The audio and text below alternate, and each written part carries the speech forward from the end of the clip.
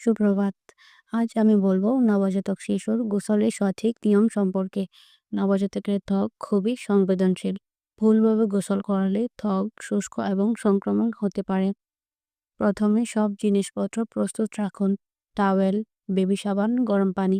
পানি খুব বেশি গরম নয়, সাধারণ কক্ষে উষ্ণতার মতো।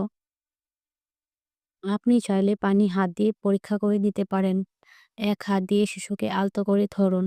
তারপর প্রথমে চুল এবং মুখ পরিষ্কার করুন। তারপর ধীরে ধীরে পুরো শরীর পরিষ্কার করুন। মনে রাখবেন, শিশুকে বেশি পরিমাণে সাবান ব্যবহার করানো যাবে না, কেননা বেশি পরিমাণে সাবান শিশুর ত্বককে শুষ্ক করে দেয়। গোসল শেষে নরম তোয়ালে দিয়ে আলতো করে শিশুর শরীর মুছে দিতে হবে, বিশেষ করে ঘাড় এবং ভাঁজের অংশ। এভাবে গোসল করালে শিশু সতেজ এবং সুস্থ থাকবে। ভিডিওটি অবশ্যই লাইক এবং ফলো করতে ভুলবেন না। ধন্যবাদ।